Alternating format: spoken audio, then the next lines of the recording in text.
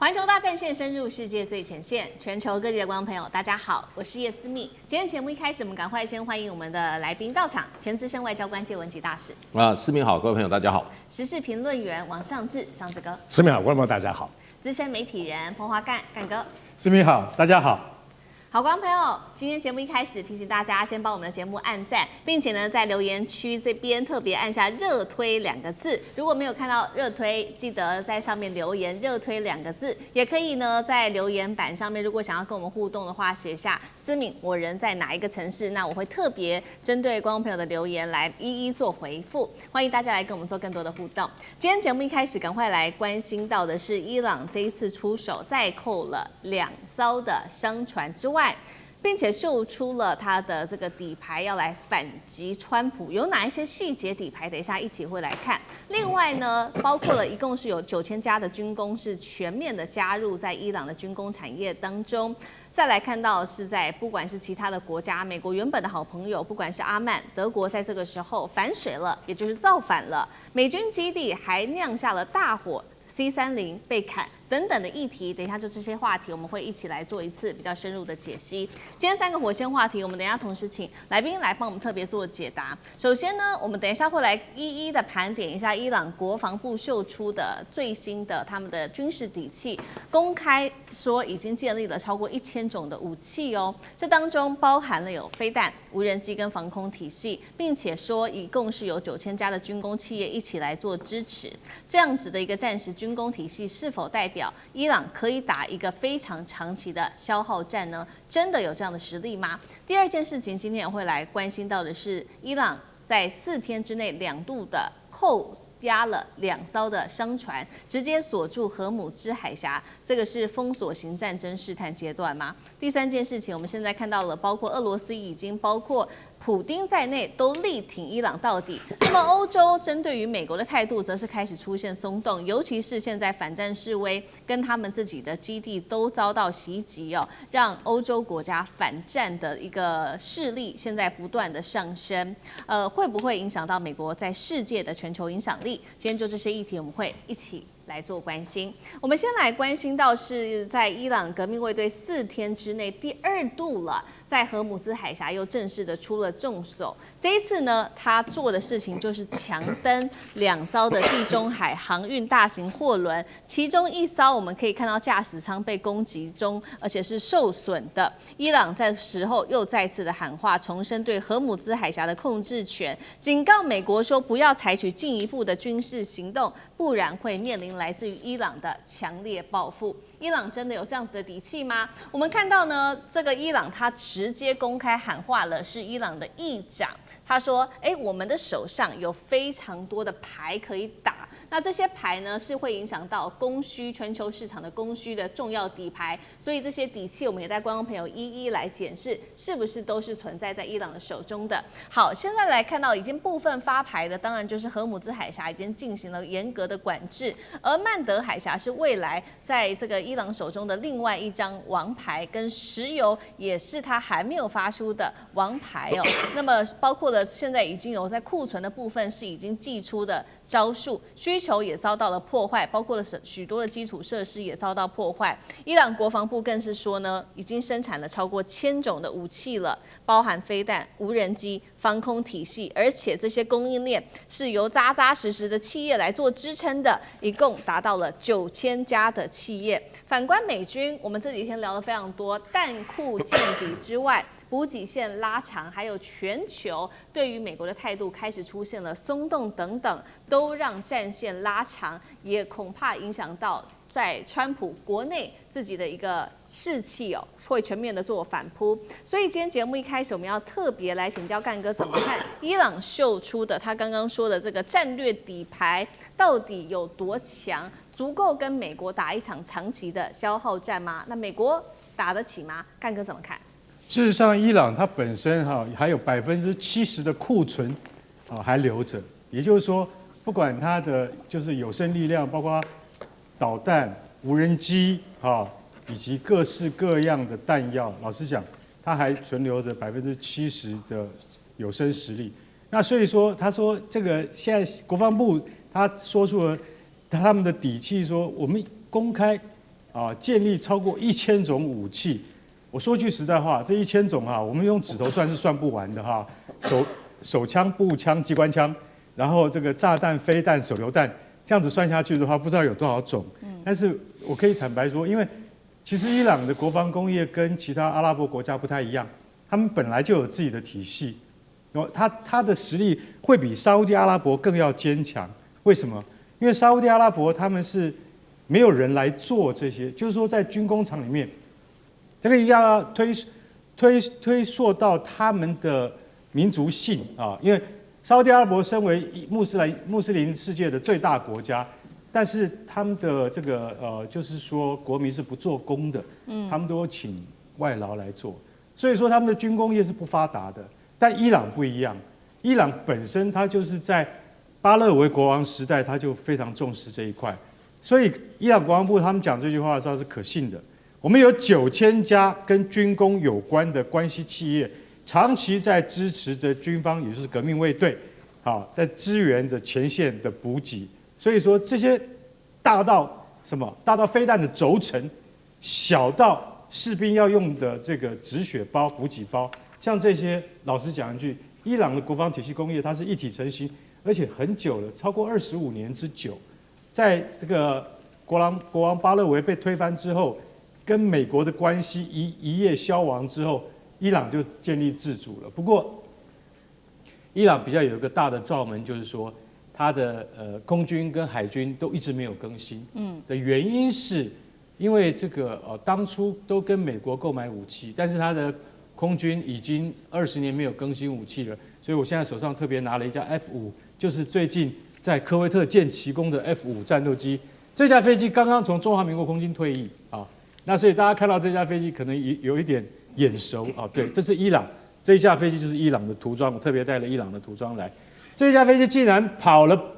至少500公里，到科威特去攻击了美军在当地的光纤以及指挥中心管制设施。那你说这个飞机，坦白讲一句，它已经50岁的这个年龄了，它还能够跑那么远，而且完成任务，低空轰炸。美国超强的防空体系萨德飞弹系统、爱国者飞弹系统找不到它，为什么？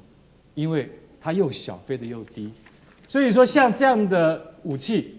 是在前国王巴勒维时代还留存下来，它还能够用。它为什么能够用？就是因为伊朗有强大的体系去支撑它，让它虽然已经没有零件供应了，但它还能够起飞，当成是一种有效的作战装备。所以大家就晓得说，这不是空口说白话。那我们看到这边的话，我们就要晓得说，那伊朗最近这2天又扣押了2艘商船。这2艘商船，其实我说一句实在话，最跳脚的是谁？是希腊的船东。为什么？因为他们这2艘货柜轮都属于全世界最大的海运集团，也就是地中海航运公司。这个公司坦白讲一句，你只要在航运界一问，就是阳明海运吗？还是我们的长荣海运？不是，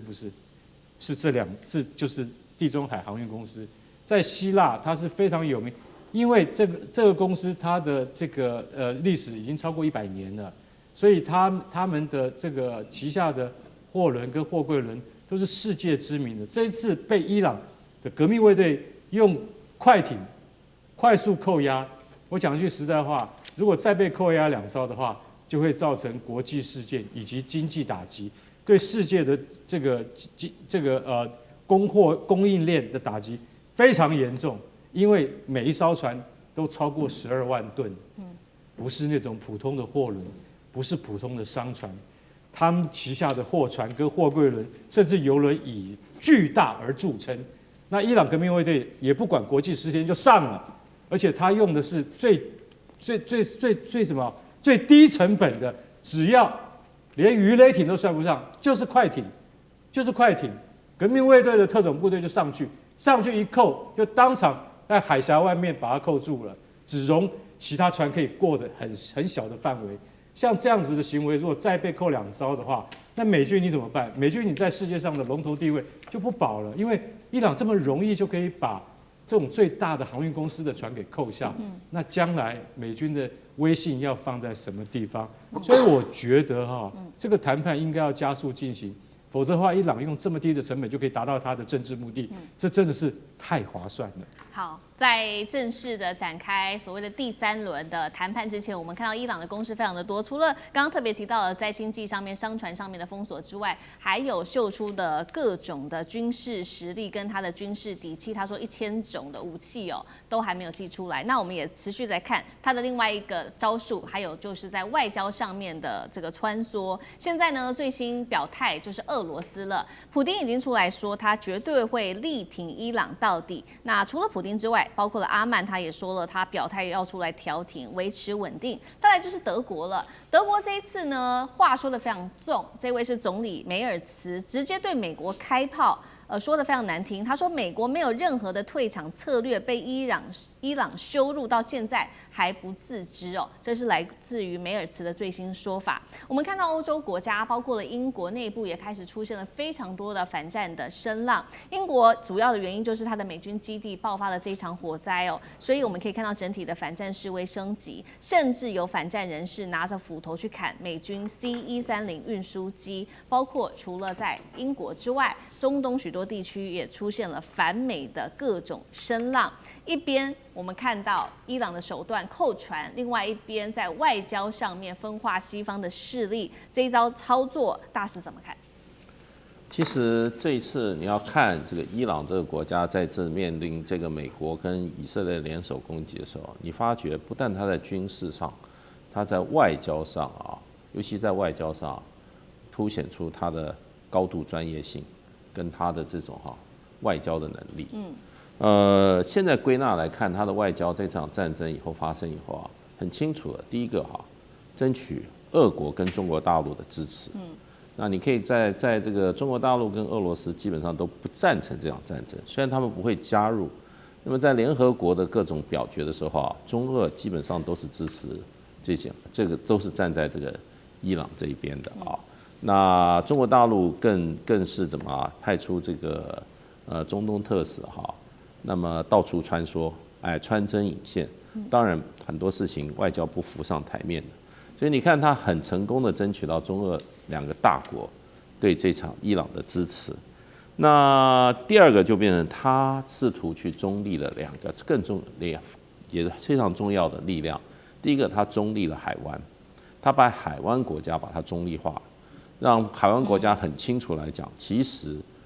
海湾国家跟伊朗是没有必要陷入战争的。那以色列的计谋就是要把海湾国家也要拖入到这场战争里面。可是呢，我想伊朗在所谓的打击上用所谓的对等反击，而不是主动攻击。那么攻击的这些海湾国家的目标呢，都是美军基地为主，或者美国相关的产业为主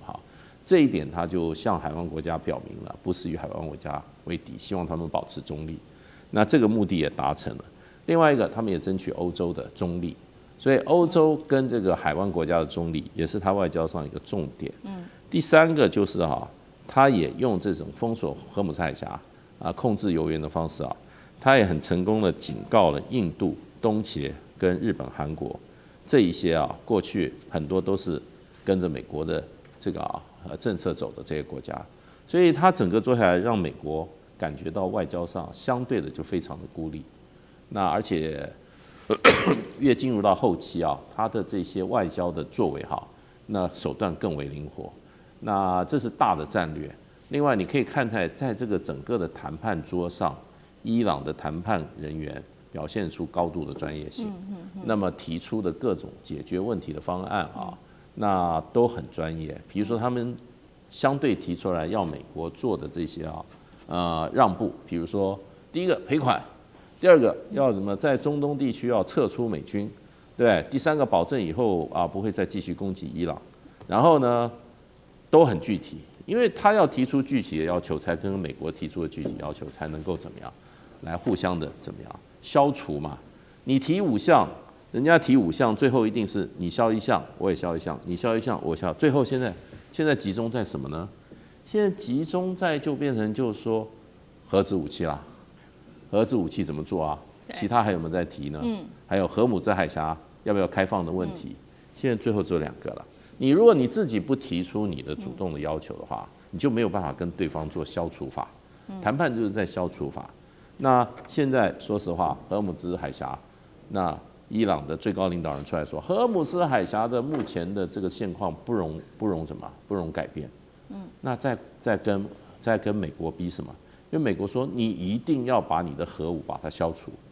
那人家不会只跟你谈核武啊，人家就说荷尔姆兹海峡我就是不改变现状。那你要我改变现状呢？可以啊，那你核武就要让步。所以你就可以看出来他们的谈判非常的专业。那所以这个整个看起来这场战争，你可以看出来，这个伊朗这个国家不愧是有5000年历史文化。然后呢，这场战争可以说把美国已经逼到最后的地步了。为什么到现在伊朗越打越猛？原因我认为就是因为5月1号快到，5月1号是川普得到授权去打这场战争的最后一天。之后，如果美国国会把它否决的话，这个谈判就不必谈了，战争也就自然结束。那伊朗为什么要现在跟美国妥协呢？所以伊朗现在越来越硬是有原因的。好，一方面伊朗已经看准5月1号的期限已经快要到了。那第二件事情，透过这个外交的斡旋，我们看到俄罗斯表达更力挺伊朗之外，包括了在欧洲国家跟这些海湾国家现在也持比较中立的态度。那在这样子的一个状况之下，外交上面的表现会不会影响在军事上面的态度呢？也就是说，美国在全球的军事体系会不会受到影响？那在包括了全球的军事布局会不会也受到冲击？尚志哥怎么看？我们现在在这次波湾战争就我们感受到的部分是，包括美国基地轻易的就被伊朗炸得死去活来，所以大家在认知上总感觉美国现在的军事力量好像不怎么样嘛然后甚至很多看衰说它反噬，我都认为这些都是太外行了，太天真。军事这样，军事是一个国家国力最扎实、最实质的东西，而且它是持续的累积不断的，总统或领导人会改来改去。那么，但是呢，这里头政治人物这些政客会改来改去，可是军事这边都是持续累积、日以继的累积的。所以，对于现在，我认为美国的这个军事力量，我们在这波看到，之所以乱在哪里？乱在政治跟外交的指挥系统啊，乱在川普跟赫格塞斯里头，他们就开除的一大堆厉害的这些军事将领。然后你可以看到，在波湾战争，我们现在听到的所有的信息。原始的部分，在美国军方基本上是反对的。美国军方在评估这场仗当中是不能做的，乃至到现在，你可以感受到，包括虽然现在就是川普一直在放话，你可以感受到，其实是因为原因之一是美国军方没有100%都听他的，所以这个东西其实就是在于说，美国军方的这个专业跟实质的这些积累。他们并不是这一些政治人物、政客都可以动用的，所以你怎么可以轻易的认为美国军事的全世界的体系就会崩溃了呢？我觉得会这样的都是不懂的啦。而且不要忘了，现在全世界美国的军事概念是什么？全世界在80多个国家有将近800个军事基地，全世界所有的中国、俄罗斯全部加进去。在海外的军事基地当中，美国在全世界只有南极洲没有军事基地，其他地方是占了全世界各国的85%的军事基地都是美国的。我们来看2026年，我觉得最实质看钱啦。2026年，在美国的波已经编了这个波的国防预算高达1.01兆美元，相较于去年它又多了1000多亿美元。1兆美元这什么概念？也就是说，美国到现在为止，他们就是每年4%的 GDP。美国是全世界现在 GDP 最强的，比中国强，俄罗斯更不要讲。他拿4%来作为军费，而且国会都通过，国会是觉得应该的。那这是美以一这个部分是这场战争会多加钱，他可能不给你。可是2026年的军事预算就这么多啊。那你看中国，我们看中国现在产生那么多的军事，中国2026年预算是多少钱？是2500亿美元，是美国的1/4。而且中国都觉得，他们这些做的造舰呢，当然他们很会造舰，很便宜来造。可是中国 GDP 是多少？只有1.3%拿出来。作为国防预算，美国这么有钱这么壮大，拿4%，中国都已经很厉害，拿1.3%。所以我觉得在这个过程，你看，比如说美国在今年2027年，在前几年发现中国大陆军事越来越强，它今年是17%的增长，在国防预算增加，而中国只有7%而已。所以我们现在在看待这个具体的实质，很多感受上会有这样，但是的军事实力这有很多有些底层的架构，我觉得什么时候会流失，就军事有问题。就当你看到美国本身在整个国防部不是赫格塞斯，是这些军事的就是这些军事的重要的将领。他们全部都屈服了，他们全部都听过这些政客，可到目前为止就是没有，所以一直被开除哦。所以我觉得现在大家在妄想说啊，美国军力没有我觉得美国国力会整个有点损失，有政治、社会、外交，而且你混乱啊，关税战。可是就军事方面，你轻易认为美国这方面的国力就会消失，就会轻易被超过，我这个部分是天方夜谭。好，谢谢上志哥。那我们休息一下，马上回来。地缘政治、美中之争、战略价值、强权崛起、小国生存，现在与未来洞悉事件走向，掌握世界脉动，全球观点尽在环球大战线。